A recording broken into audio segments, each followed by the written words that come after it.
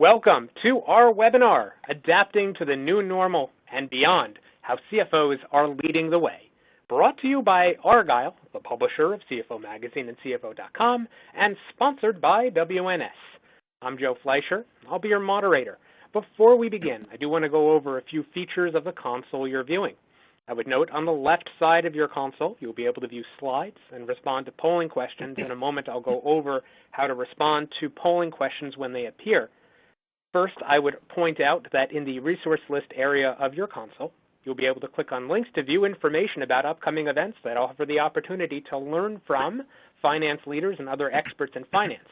I would add that starting on Thursday, November 19th, so that's a week from Thursday, those who view this webinar on demand will be able to retrieve the research report from which we have excerpted and that will inform our discussion during this webinar. Although we will plan to dedicate the latter portion of our webinar to addressing your questions, we do invite you to type in your questions and your comments at any time during our webinar in the Q&A area of your console. And those who join our live webinar have the opportunity to earn a certificate that represents one continuing professional education or CPE credit. To be eligible, we ask that you respond to all three polling questions we will intersperse throughout our webinar. To respond to a polling question when it appears, we ask that you select the radio button that corresponds to your answer and then click on the Submit button so that we are able to record your response. After we have posed our last, in this case our third polling question during the course of our webinar, if you've answered all three polling questions and are therefore eligible to receive credit, you will be able to click on an icon to download the certificate, and that will be located in the certification section of your console. If you've answered all three polling questions during the course of our live webinar but have not been able to retrieve your certificate, you will be able to do so when this webinar is available on demand later this week within the Past Webinars section of CFO.com. I'd like to tell you about our distinguished guests. Roy Satake, President and CEO of Nikon Americas, Inc., Shirley Hung, Vice President, Business Process Services with Everest Group, and Krishnan Raghunathan, Head Finance and Accounting and International International Delivery Locations with WNS. By way of background, Roy Satake, again, he's President and CEO of Nikon Americas, Inc., is equipped with both strategic thought processes and analytical abilities to bring agility and creativity to organizations and business operations through extensive experience in corporate strategy, financial planning, and accounting in the high-tech and optics industries. He can approach a problem from various angles, given his experience working with top management of a multinational enterprise, institutional investors, analysts, vendors, customers, and the media. He can also tactfully address a number of issues that we will discuss during the course of our discussion. So we are thrilled that Roy is joining us during our webinar. Also joining us, Shirley Hung, Vice President, Business Process Services with Everest Group. She leads Everest Group's research on finance and accounting outsourcing, procurement outsourcing, and customer experience management. She advises senior stakeholders in global services, including enterprises, service providers, and investors with regard to their strategic mandates and initiatives, and has been involved in project management from business development to implementation of large, complex projects requiring involvement from boards, executive management, business leaders, support functions, and third-party vendors. And we will be excerpting from some of the research, by the way, that Everest Group has done that will inform our discussion as well. And also joining us, Krishnan Raghunathan, Head of Finance and Accounting and International Delivery Locations with WNS. He's the head specifically of the Finance and Accounting Practice and Operations at WNS and leads the international delivery locations in a number of areas of the world, including China, Costa Rica, Spain, Sri Lanka, Romania, the Philippines, Poland, and the United States, and has more than 27 years of experience that encompasses finance, accounting, and business process management. During the course of our webinar, we will conduct a discussion with Roy, Shirley, and Krishnan. After our discussion, we will set aside time to address your questions. And indeed, it is now my pleasure to begin our discussion. And the first question that I want to pose is to Shirley of Everest Group. Shirley, your research from which we've excerpted today and which will be available starting on November 19th. Your research highlights finance leaders' challenges with balancing short-term concerns with long-term priorities, and I would like to ask you, Shirley, starting with Shirley, and then I'd love to hear thoughts from Roy and then Krishnan. What are the implications of the research findings with regard to how effectively finance leaders are able to identify their company's long-term priorities while addressing short-term concerns. Shirley, what are your thoughts regarding answering this question? Thanks for that, Joe. I think something that we learned from this global pandemic is that, the companies that focused on longer-term priorities prior to 2020, such as modernizing their technology landscape, they were better placed to successfully manage through the large-scale disruptions that we've all experienced. So in many ways, those organizations that didn't prioritize at least a portion of their efforts on more forward-looking investments are now having to play catch-up. And so this should be a lesson that finance executives take on board, that to ignore long-term issues is to do so at their peril. But we also can't ignore that the current state of economic uncertainty is placing significant pressure on most organizations to focus on short-term issues such as liquidity and cash flow, which we've shown, I think, on the previous slide from some of those research results. 50% of CFOs in our research are immediately focused on liquidity, and nearly 50% of CFOs are therefore hesitant about committing to investments in the next 6 to 12 months. So how do we reconcile this dynamic? And I think in many ways we are lucky that this pandemic happened after a sustained period of economic growth.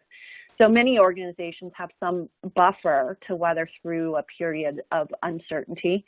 And certainly technology has evolved to an extent where there are options around accelerating digital adoption that can deliver quick wins.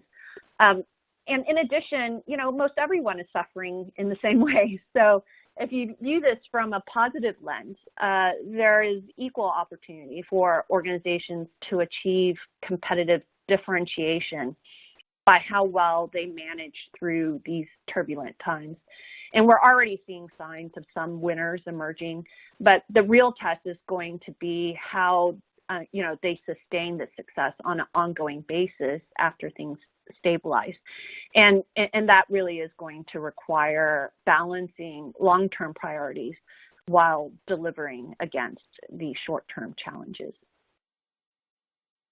Thank you very much, Shirley. Roy and then Krishnan, I'd love to hear your thoughts about what Shirley just said, balancing long-term priorities while addressing short-term concerns. Roy and then Krishnan, I'd love to hear your recommendations. Hi, this is Roy Satake. Firstly, thank you very much for having me today. I agree with Shirley, and also I want to point out that I think this is good timing for finance leaders to review infrastructure and fundamental information of their organizations as well. In this case, the infrastructure includes like IT. That we saw a lot of business leaders are interested in the digital technology in the previous slide. But it's not just the short term. That it's also important in long run as well. Also, like internal policies and procedures. Internal control. I've been seeing the number of fraudulent attempt is growing. Maybe that this environment made this environment such an environment, but such as anti-money laundering or anti-fraud. Those are still the important for finance leaders as well. Thank you very much, Roy. And Krishnan, what would you add regarding balancing long-term priorities while addressing short-term concerns? Certainly.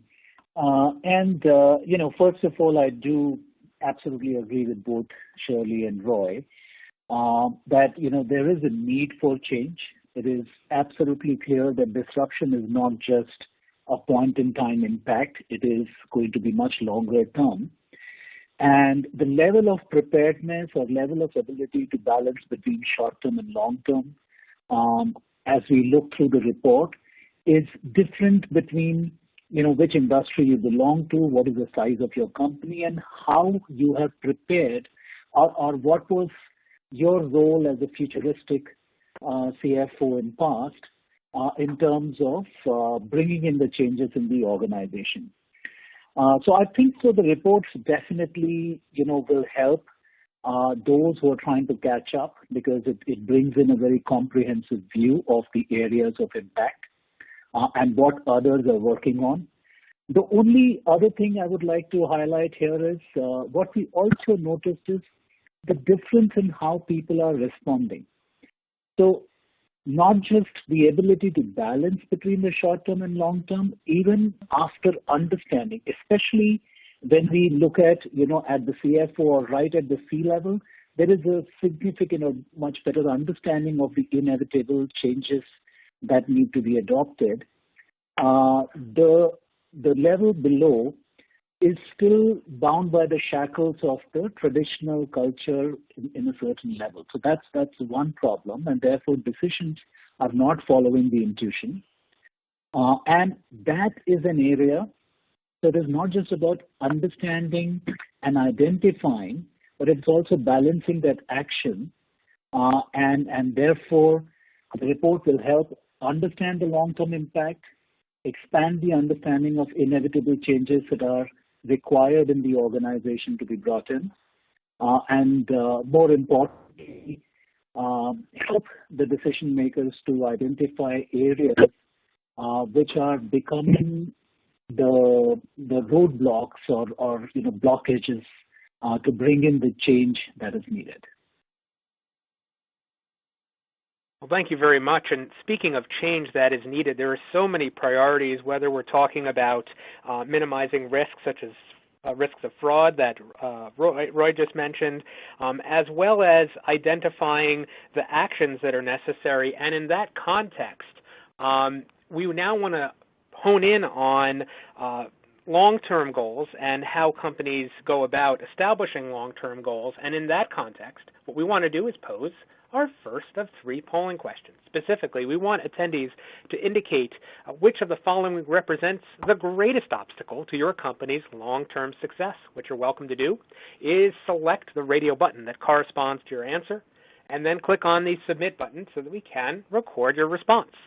From top to bottom, the choices are insufficient understanding of risk, and that can encompass all types of risk, including those that Roy just mentioned earlier, inadequate governance and controls, outdated technology, lack of talent, lack of resources, organizational resistance to change, or if there is another obstacle not listed, you can indicate none of the above.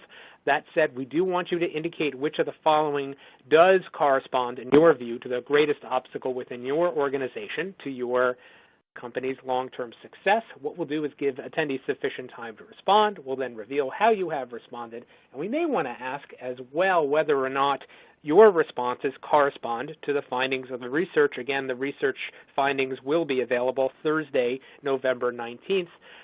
Again, we do want attendees to have sufficient time to respond to the question, which of the following represents the greatest obstacle to your company's long-term success among the choices we have listed here, ranging from understanding of risk, going from top to bottom, governance and controls, technology, talent, resources, resistant to change, or something else. We'll give attendees just a few more seconds to respond, and then we will briefly reveal and summarize and then comment on how you have responded. So I think just a few more seconds before we reveal how you have responded. And I think what is readily apparent among respondents to our first of 3 polling questions is the following. I think what is readily apparent is that among respondents, the plurality who have indicated, who have shared a response, plurality indicating more than a fifth of respondents, lack of resources, followed by the next most prevalent response, and it's a tie actually, outdated technology and none of the above. But if we look at the choices we have offered, the leading responses are lack of resources, followed by outdated technology. So starting with that, Shirley, I'd love to hear your thoughts as to whether attendees' responses correspond in some ways or in any way to the research that you conducted before we continue our discussion. Shirley, what connection, if any, do you see between these findings and those of your research? Yeah, that's these are some interesting results. I mean, certainly from a technology standpoint, according to our research, that was one of the top kind of roadblocks that were mentioned as, something that organizations need to be worried about emerging, from the global shutdowns to be successful in the longer term. So that's certainly aligned with that. What I'm a little bit surprised to see, though, is that the organizational resistance to change is not. I think when I'm looking at it, it's in the top 3. But from our research, it was actually the number 1 kind of concern that CFOs have, and I think we'll be talking about that a little bit later in the webinar as well. But certainly, this is somewhat aligned to our findings. I think the lack of talent is also a really key consideration that many finance leaders worry about. But here it seems like the audience has a little bit lesser of concerns around the talent issue. So it's interesting how different people have different perspectives. Absolutely. I think the perceptions are very interesting, and I think we'll have an opportunity, as you've noted, to discuss resistance to change, because perception of resistance to change may very well have a relationship with perception of lack of resources. So very curious to see how this discussion goes. Indeed, I want to continue our discussion now about long-term concerns, and as the research has revealed already, as we've seen, finance leaders are focusing a lot of their attention on aspects of their companies over which they can exert influence, if not control. They do recognize there are external factors. They can't always control these, but they can at least exert influence, even control over aspects of their organizations that they may find challenging. So starting with Roy and then Krishnan and then Shirley. Roy, I want to hear your thoughts about how finance leaders can work effectively with other executives in their companies to address organizational challenges by identifying alternatives, perhaps, to their current operational and service delivery models. Starting with Roy and then Krishnan and then Shirley, I'd love to hear your thoughts. Okay. I think, the most business leaders have faced a shock and uncertainty caused by this pandemic. Right. People have then understood that they have to move to a new normal, but actually, that they have not yet what the new normal is. But I think there are very few people have figured out what it is. Then in such a situation, how should finance leaders collaborate with the other executives? I think of still quantification and risk management are the key focus for finance leaders especially. Those are not really new things that we're actually doing day by day. But now it's more ambiguous than pre-COVID, right? Other executives want to know how unusual what's happening now is and how long, we can bear. Then the management needs to discuss alternative ideas, can really solve them. What kind of risks do they come along with, or how big they are? There are a lot of questions. Then do they really controllable or uncontrollable? If they're if they are controllable, how can we migrate that? So the finance leaders, or you can control the risks. That you may be able to consider your I think that if you cannot understand what it is, maybe your competitors cannot either. So it's not really a big fear. That everybody is in the same situation, same circumstances. So so I think we should not panic and organize what is controllable and how to enable to control them. That's how business or the finance leaders can contribute to the organization with their skill set.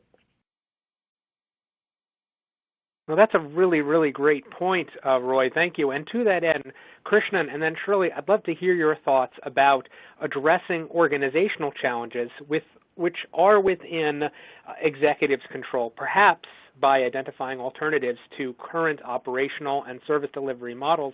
Krishnan and Shirley, I'd love to hear your thoughts. Sure. And exactly to your point, one of the alternatives, I think so it's time finance leaders, move themselves towards what we have called as one office. So as you move towards finance one office, it goes into much more upstream, downstream integration of processes and focusing on stakeholder experience. Right now, if you really want to, make the future readiness or future proofing of your processes, first thing you got to do is look at it end to end, integrate it far better upstream, downstream. And one of the examples is how order to cash is now moving to quote to sustain. It's downstream integrating with quotation aspects, upstream integrating with revenue assurance. It's a lot longer or lot wider coverage. And this will ensure that finance is broadening its impact to other parts of the organization and helping them fast track the future proofing and get access to the analysis, analytics and capabilities, etc., that is required. So that's one way of relooking at your current organization models and service delivery models to do more wider integration, more upstream, downstream. The other aspect is an enabling role. I think so as the other functions move into the newer service models. I talked about just a few minutes back when I was saying that decisions are not following intuitions because decisions are still being done in the traditional format of evaluating the decisions. So finance leaders can help the other functional leaders prioritize the investment decisions more towards future-proofing the enterprise. How do you look at business case? How do you attach weightages to different aspects of business case? Because if we continue to look at every business case only from the eyes of short-term cost savings and not bring in the future-proofing aspect into it, then we will keep getting the same results. There will not be a change. So I would say those are the two most important things. By integrating themselves wider with more upstream, downstream integration, adopting finance one office and functions like quote to sustain, and then also relooking at how investments are prioritized for entire organization to help them get the right decision. Absolutely, and I think it's important to distinguish, as you've noted, Krishnan, between investment and cost.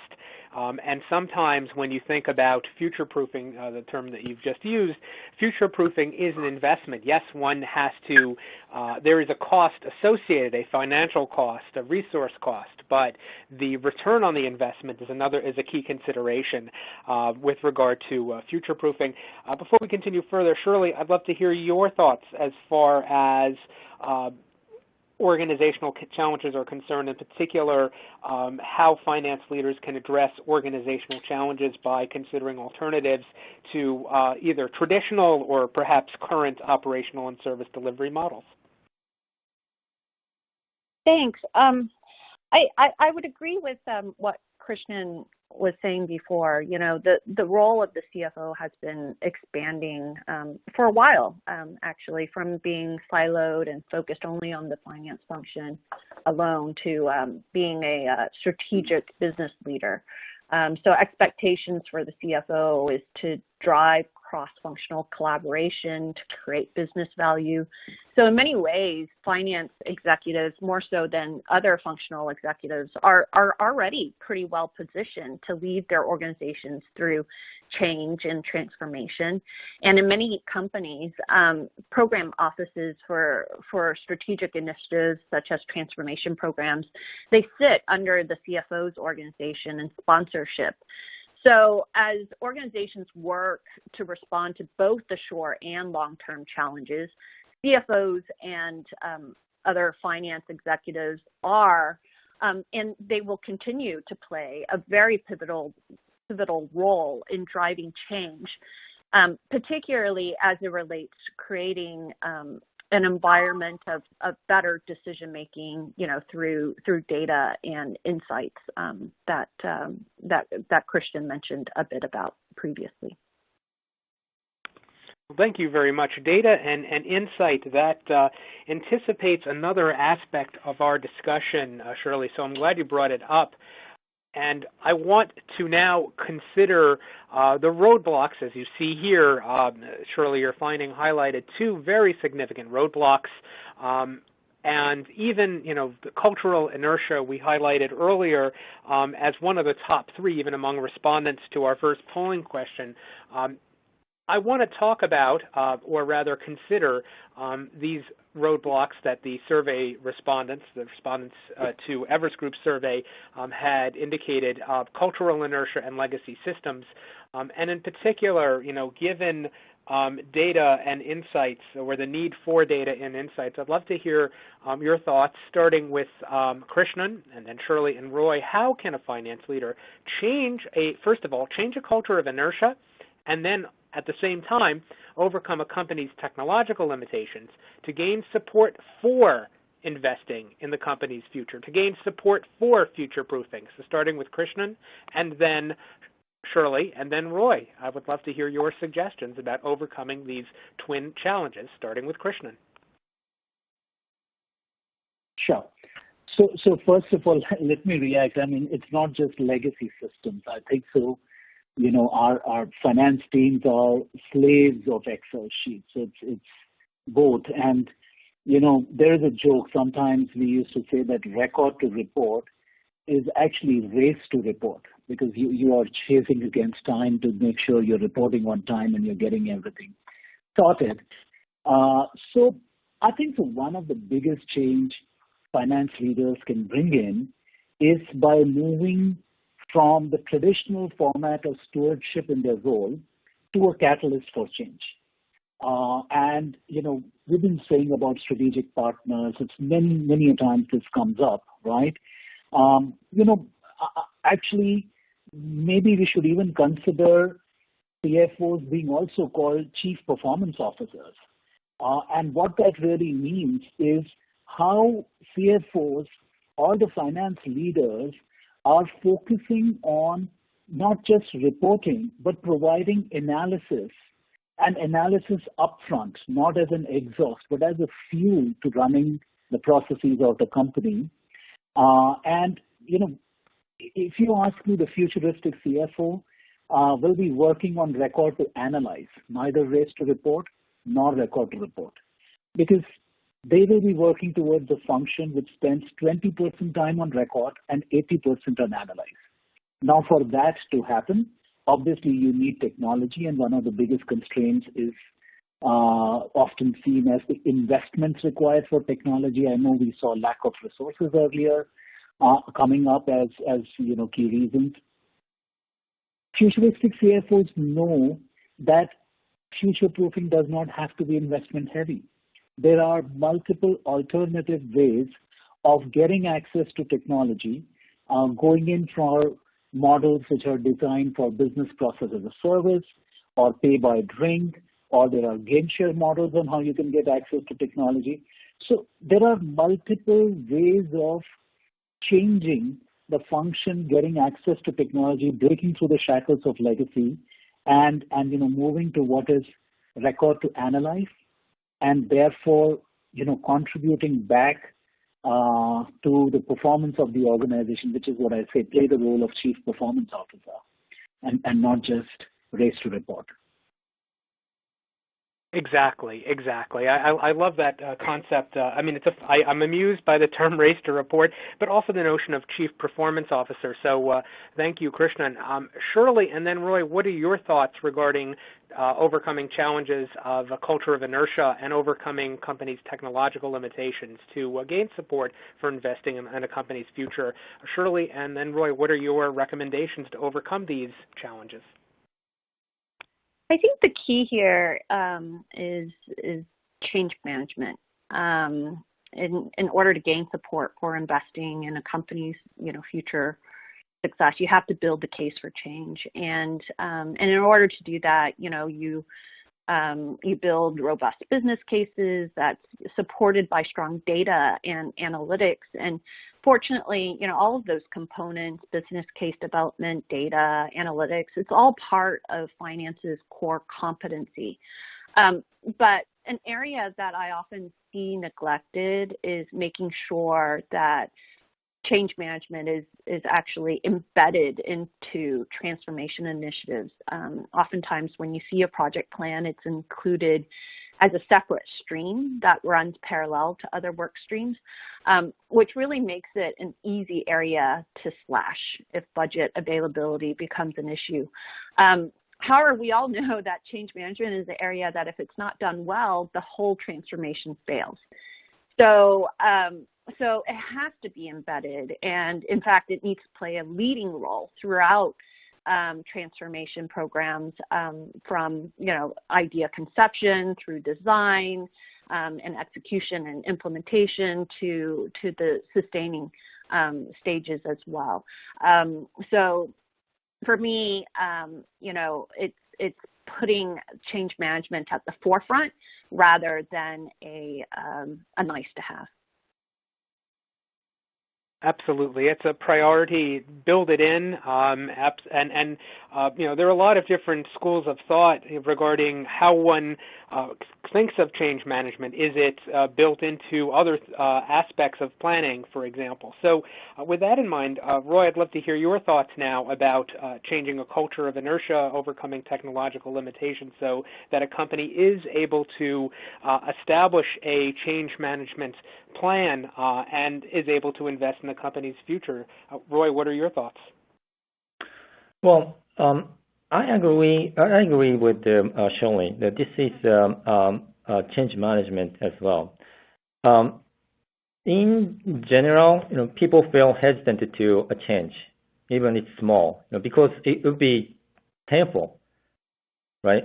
However, that this shock or uncertainty, caused by the COVID-19 made not only executives but also employees, shareholders, and actually, all stakeholders feel they have to migrate to a new normal and accept the big changes, right? So this is a 1 in a million chance for business leaders who want to change the culture or any fundamental change in their organizations. So, but the one important thing is what the purpose is. That the purpose is just a business as usual, or they want to create a new value. So then you may need a different investment depending upon your purpose. So that point there I want to highlight. Thank you very much, Roy. And there's been talk, the term black swan became very, very popular recently. One can't always plan for a black swan, but one can plan to be able to adapt quickly. And in that context, I now want to move on to our second of three polling questions. Our second of three polling questions asks attendees to indicate the extent to which you agree with the following statement as it applies to your finance team, that your finance team possesses the skills and resources that it requires to inform your company's strategic decisions. So not just, how much we pay for something, but looking ahead, looking at future-proofing, what are the investments that are necessary to keep our company successful, not just afloat, but successful for the long term. So from top to bottom, the choices are strongly agree, disagree, strongly disagree, or I don't know. After you select the radio button that corresponds to your answer, we do ask that you click on the submit button so that we can record the extent to which you agree or perhaps disagree with a statement that your finance team possesses the skills and resources that it requires to inform your company's strategic decisions. As with our first polling question, we'll give attendees sufficient time to respond. We'll then briefly reveal how you have responded. And likewise, I would be interested, Shirley, to hear your thoughts once we see attendees' responses regarding whether this collection of responses from attendees of our webinar reflect perceptions that you have seen among respondents to the survey that Everest Group conducted. And again, those findings will be available starting on November 19th. But in the meantime, let us give attendees just 1 or 2 more seconds to indicate the extent to which they agree or disagree with the statement that their finance teams possess the skills and resources that are necessary to inform their company's strategic decisions. And what we can see from among respondents is that there is definite agreement. Indeed, almost 3/4, nearly 3/4 of respondents at the very least agree. That said, only 12% strongly agree, and I would be remiss if I did not point out that about 1/5 of respondents disagree. So with that in mind, I'd love to hear your thoughts, Shirley, before we continue our discussion.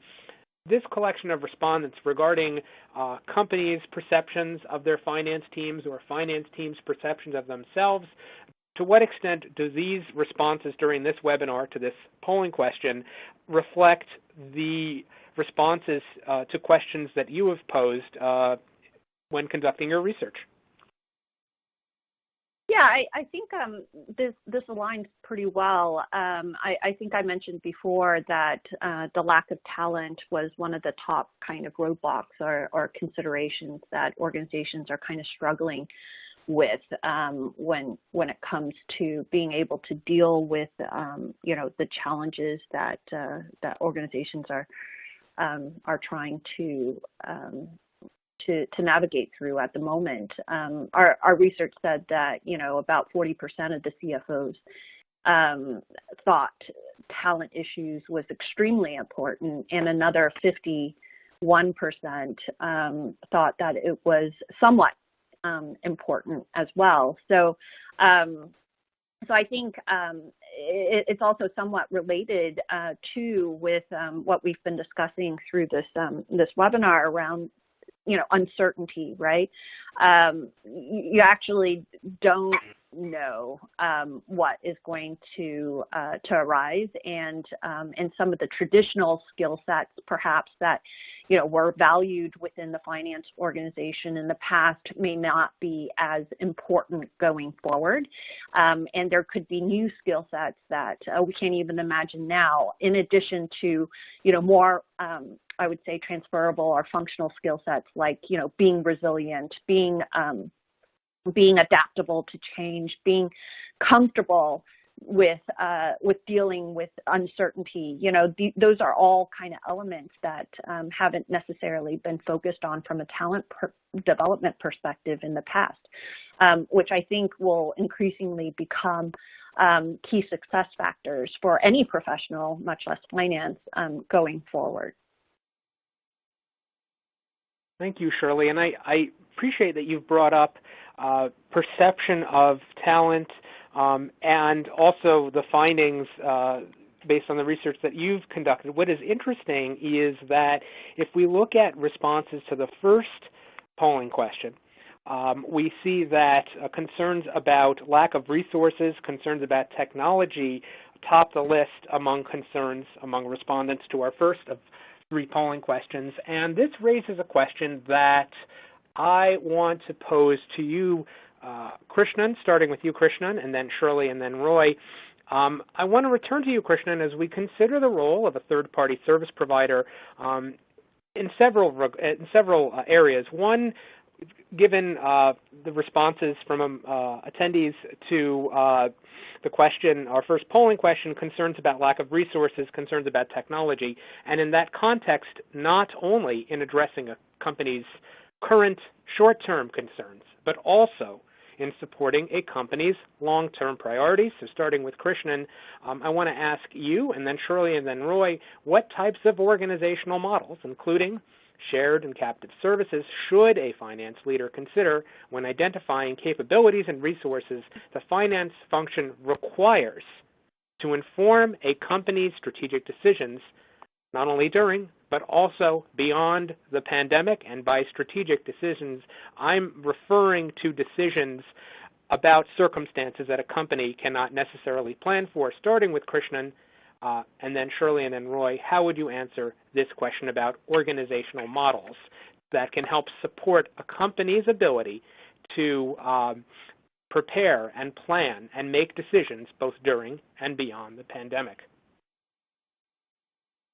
Sure. So short answer, hybrid.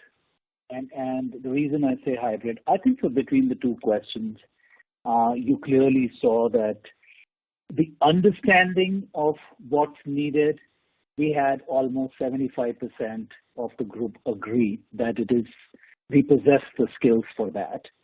But when it came to what is the roadblock on executing, which was the first question, the biggest issue was the lack of resources, right?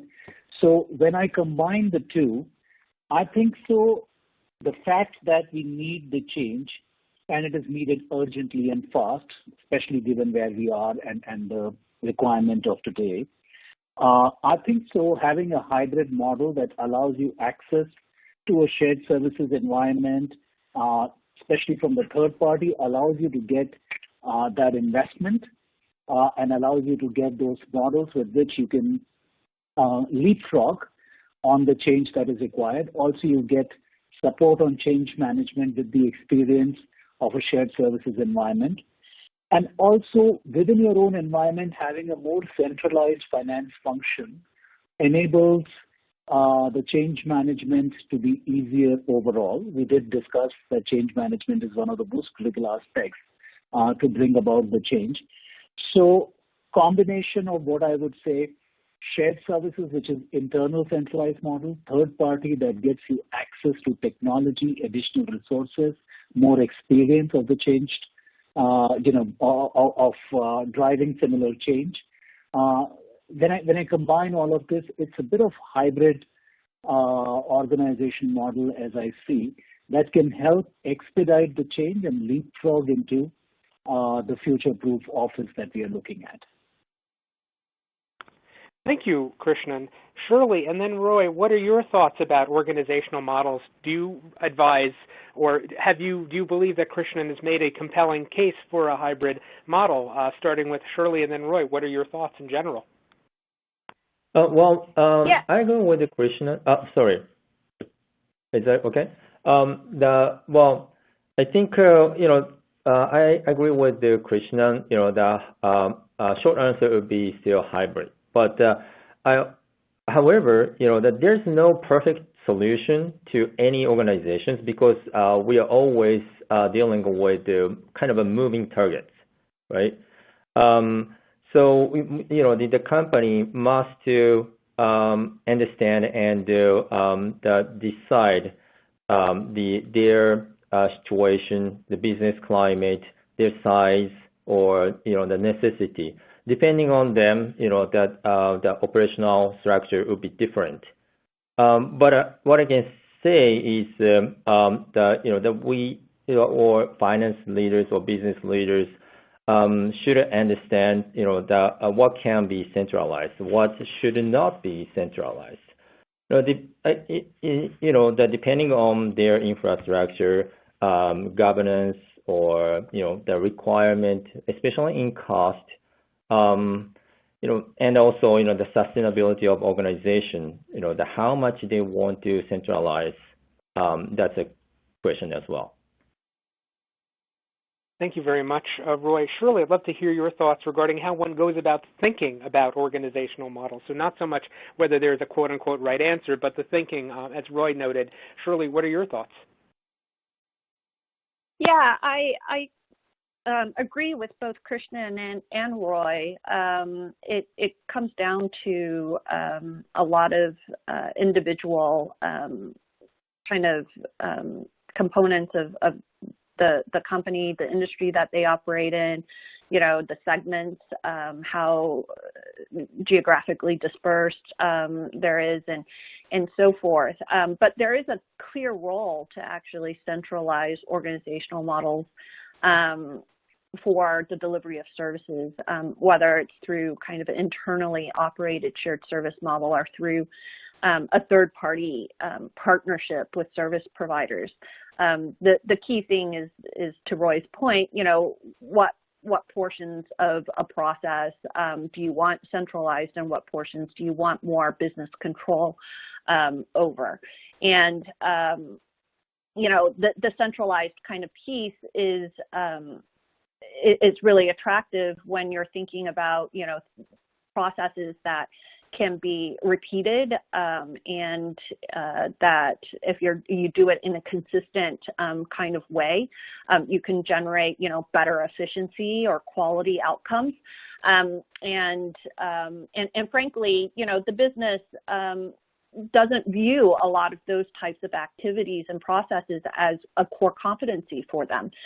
Whereas if you actually centralize those activities within shared services or to be outsourced, those are core competencies for those other organizations. And so you will find more focus in terms of improving those processes over time, because that is their core business, But in addition, the only thing that I also wanted to add, as it relates to a third-party kind of model, we are increasingly seeing organizations want to shift some of the risk that they feel like they've been exposed to, and that has been made very transparent in the last couple of months to third-party kind of providers, as far as big swings in volume fluctuations, ensuring business continuity over services and so forth. And to Krishnan's point, and common theme throughout this webinar, actually gaining access to resources and investment to transform.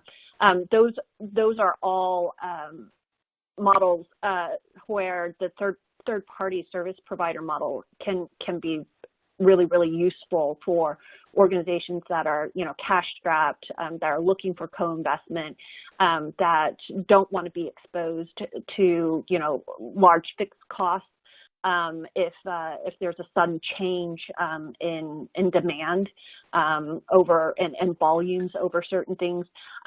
So that's why we're seeing actually organizations that previously had not been open to considering outsourcing, viewing that more as a priority right now. Well, thank you very much, Shirley. And before we pose our third of three polling questions and address at least one question from an attendee, I want to ask you about the upshot, starting with you, Shirley, so returning to you, Shirley, then Roy, then Krishnan. What are the most important recommendations? We've talked about organizational models and operational and service delivery models. Given our discussion, what would you say are the key takeaways? What's the upshot? What are the best recommendations that you would offer, or in summary, the most important recommendations you'd offer finance leaders? What should finance leaders remember from this webinar, starting with Shirley, then Roy, then Krishnan? I think for me, the key things that stood out for our analysis is that, you know, it is important to look at the long term, even while you're trying to deal with the short term issues. And in many cases, actually, they're not necessarily different, the short or the long-term kind of challenges. What's different is actually the decisions that you make to address and solve those problems, right? You can either do a quick fix, or you could actually invest in a more sustainable fix that will give you longer-term returns. The other piece that I think is important to also kind of realize is that nobody was prepared for the disruption that we're seeing this past year. And so in some cases, again, going back to the more positive lens, you know, there's opportunity in that disruption. So organizations, you know, CFOs with the right mindset can really view this as an opportunity to emerge stronger, more competitive than ever before, and view it as an opportunity rather than just a burden to try to kind of navigate through. There's a great deal of optimism from the results from our survey. There's a lot of, you know, levers that CFOs have at their disposal these days, and there's real opportunity for them to emerge stronger than ever. No, that is indeed very positive, and a very positive way to look at the challenges. Thank you, Shirley. Roy and then Krishnan, what are your thoughts about key takeaways? Well, I want to repeat that this is an opportunity to make a change. Again, everybody, the executives, employees, shareholders, all stakeholders, vendors, suppliers, everybody can accept the change. I have never seen this, you know. So this is the very, you know, fundamental change, disruption. But then, you know, how do we act? We want to create a new value, or we want to continue everything as usual. You know, in any ways, you know, as business leaders, including myself, you know, that we must think about what the fastest and feasible approach to make it happen. Thank you very much. I know it's a lot of change for a lot of different stakeholders, so thank you, Roy. And then, Krishnan, what are your thoughts about key takeaways? Sure. From my standpoint, the things that stood out as important to me as we went through survey results and today's discussion is, one thing, it's absolutely clear that the current disruption is going to have a long-term impact. And depending upon who you are, you've either already started on the journey of future-proofing yourself against the disruption, or you're getting there. But irrespective, if you have not already started, you're running late. It's time to start. The second thing that stood out to me was future-proofing does not have to be investment-heavy. There are alternative sources, and you can leverage the alternative sources for driving change and enabling change. And the third thing, I think so for me personally, the important takeaway is that this is finally the time to drive a holistic change, the adoption of one office, more integration of services end to end, adopting processes like Code to Sustain is the need of the hour, and that's going to help drive organizations change holistically. Thank you very much, Krishnan. I think that's a great summary. And indeed, before we address, I think we have time for one question from an attendee. We do want to pose our third of three polling questions. Specifically, we want to ask, within what time frame, if any, does your company intend to evaluate whether a third-party services provider can give the finance function the resources and capabilities it requires to inform your company's strategic decisions. Following up from our second polling question from top to bottom, the choices are: my company is already doing so within 6 or fewer months, within more than 6, fewer than 12 months, within at least a year from now. If your company needs to do so but has no plans to do so, you can select that option. If you perceive that your company does not need to do so at all, select the radio button next to that choice. And if you don't know, you can select the radio button next to I don't know. After you select the radio button that corresponds to your answer, we do ask that you click on the submit button so that we can record your response while we're giving attendees sufficient time to respond. I think we have time for one question from an attendee. And this question is the following. And Roy, I think you had indicated that you would like to answer it. Do you think that labor flexibility will improve company in the long term? And by labor flexibility, perhaps we can talk more broadly about resources. Roy, what are your thoughts in response to the attendee's question? Well, the answer is yes. The management, the executives are always dealing with the resource allocation. This is our daily job. How we can allocate our resources. And then if we can have a flexibility, especially under this circumstance, with the COVID-19. So I think this is in the long run, the flexibility gives us the benefit, huge benefit. But one caveat will be consistency. That we, or anybody, who we are thinking of the flexibility, that they should also think about it is consistent, is it sustainable? That's a question. Very, very important about sustainability of any kind of allocation of resources or approach to allocating resources. So thank you very much, Roy. Before we conclude, first of all, I want to indicate how attendees have responded. And what we can see is that a significant percentage don't know. You've come to the right place, I think. So nearly 2 out of 5 respondents have indicated you don't know, and we do hope our discussion has helped inform your thinking. So thank you. And also we do want to acknowledge that about 17% have indicated they're already in the process of doing so or plan to do so as well. That percentage more than 17% indicating that you plan to do so within the next year, frankly. So for those of you who don't know, again, we do hope you find this discussion to be helpful.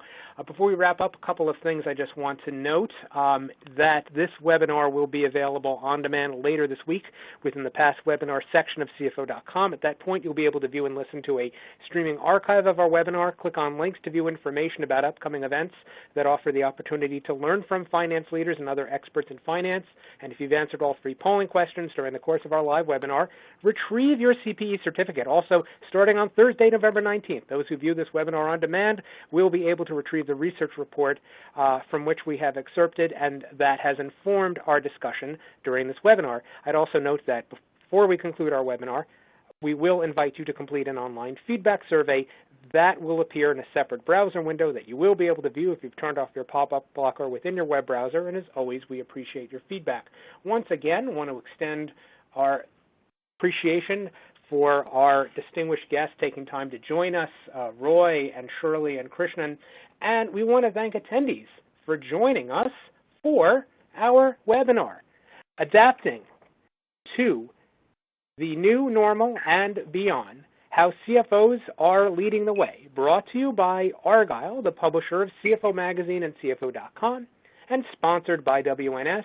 Again, we thank Roy, Shirley, and Krishnan for such an engaging and informative discussion. We thank attendees for joining us for our webinar, and we hope you enjoy the rest of your day.